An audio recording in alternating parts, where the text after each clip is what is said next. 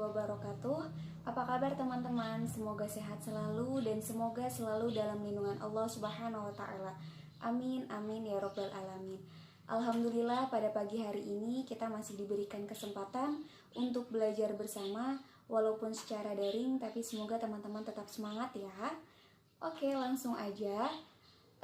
Kita dari kelompok 2 ingin menjelaskan tentang empati dan positive thinking counselor sebagai pengembangan seni konseling untuk efektivitas pelayanan konseling. Nah, kita udah sering dengar kan ya kalau misalnya seorang konselor itu harus memiliki rasa empati terhadap konseli. Apa sih empati?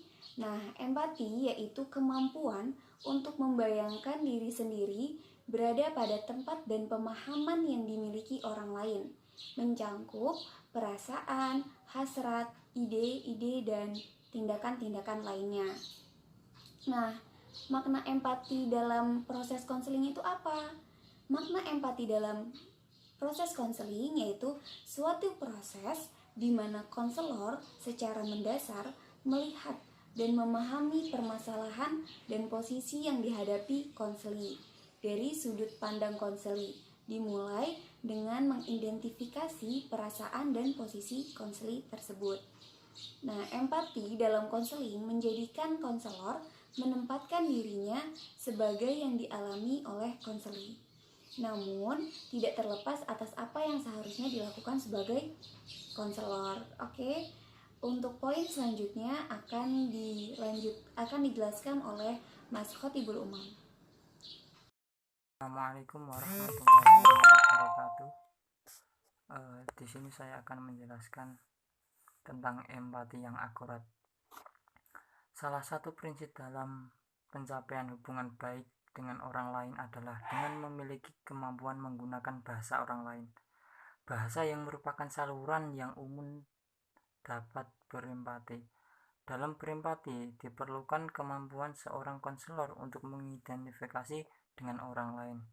Hal tersebut akan mudah terjadi apabila konselor menggunakan bahasa konseli. Berpartisipasi dalam kehidupan konseli akan memberikan konselor pemahaman yang lebih intim dan berarti tentang konseli sehingga akan memunculkan perasaan empati dalam membantu konseli memahami masalahnya. Tanpa empati tidak mungkin ada pengertian. Artinya, memahami secara empati merupakan kemampuan seseorang untuk memahami cara pandang dan perasaan orang lain. Saat konseling melihat empati pada diri konselor, mereka akan lebih nyaman untuk tidak melakukan defense seperti penyangkalan, penarikan diri, dan lain-lain. Artinya, empati konselor mampu memfasilitasi perubahan pada konseli. Sebaliknya, jika lebih mau membuka diri terhadap dunia luar dengan cara yang lebih konstruktif. Zimmer menjelaskan bahwa konselor yang menggunakan empati cenderung menggunakan attending di mana komponen-komponennya termasuk dalam bilang empati.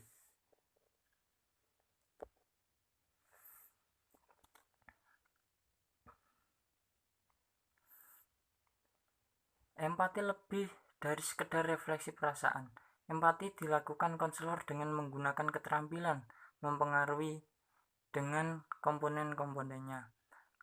Keterbukaan diri atau self-discourse, pengarahan atau direktif, dan penafsiran atau interpretation. Dengan adanya komponen-komponen itu, maka empati akan menjadi mendalam dan akurat serta nilainya tinggi sehingga segera dapat mengubah perilaku konseli. Kemudian yang C, yakni empati sebagai pengembangan seni konseling untuk efektivitas pelayanan konseling. Peran konselor dalam konseling adalah sebagai fasilitator, sehingga segala keputusan apapun yang diambil tetap di tangan konseli. Akan tetapi, peran konselor dalam konseling tidak terlepas atas sosok utuh kompetensi profesionalitas konselor sebagai rujuk kerja konseling yang memandirikan. Konselor yang efektif akan berdampak pada proses konseling yang dilakukan. Salah satu dari kualitas kepribadian konselor yang efektif yakni memiliki empati yang akurat Empati yang akurat dapat menunjang proses konseling yang sedang berlangsung sehingga dapat mencapai tujuan yang diinginkan. Dengan demikian, sangat penting dan esensial bagi konselor bahwa dirinya atau self dapat menjadi instrumen yang efektif. Fungsi konselor yang menunjukkan sikap empati inilah yang akhirnya menjelaskan proses konseling berjalan lebih efektif. Konseli tidak ragu untuk menimpakan segala permasalahan yang dihadapi kepada konselor, karena konseli merasakan bahwa dirinya menemukan seseorang yang secara utuh merasakan apa yang sedang dihadapinya. Empati sebagai pengembangan keterampilan seni konseling dimaksudkan sebagai langkah awal untuk membina hubungan secara lebih mendalam pada proses konseling. Membina hubungan awal akan mempengaruhi proses konseling. Konselor yang menggunakan empati secara akurat akan mampu untuk membina hubungan dengan konseli baik saat proses konseling ataupun di luar proses konseling. Terima kasih, itu yang saya sampaikan. Wassalamualaikum warahmatullahi wabarakatuh. Assalamualaikum warahmatullahi wabarakatuh. Saya Fitroh Dinur Yulianti, NIM 84. Di sini saya akan menyampaikan materi yang selanjutnya, yaitu tentang berpikir positif atau positive thinking. Nah, berpikir positif adalah berpikir terhadap sesuatu tanpa melihat sisi negatifnya.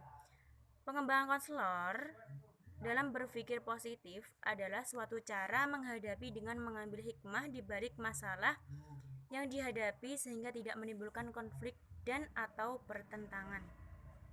Nah, berpikir positif atau positive thinking melibatkan proses memasukkan pikiran, kata-kata, dan gambaran-gambaran yang konstruktif atau membangun bagi perkembangan pikiran seseorang.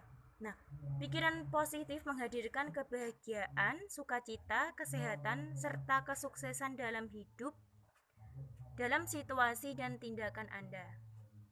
Nah, berpikir positif bukan merupakan tujuan melainkan suatu jalan untuk mencapai tujuan.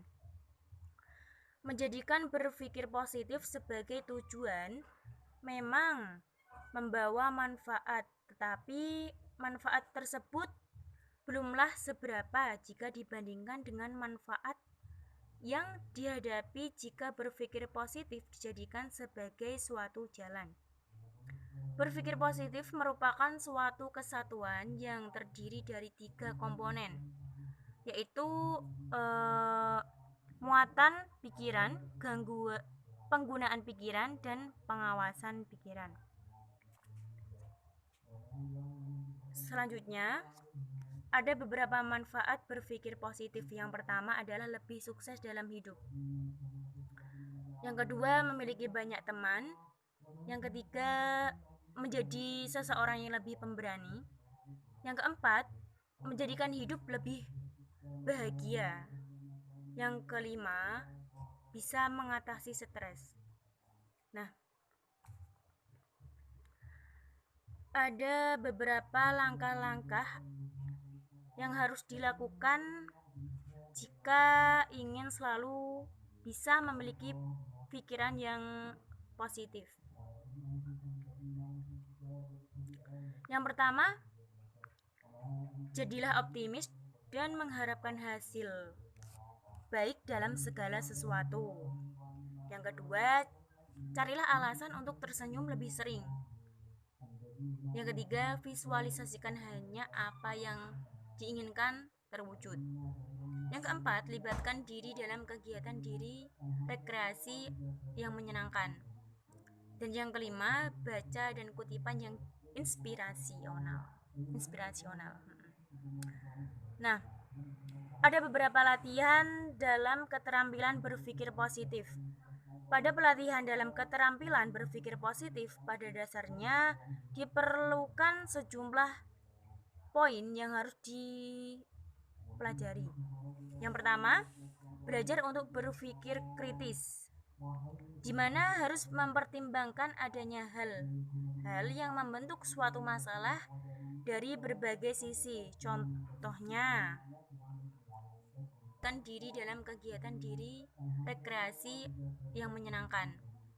Dan yang kelima, baca dan kutipan yang inspirasional.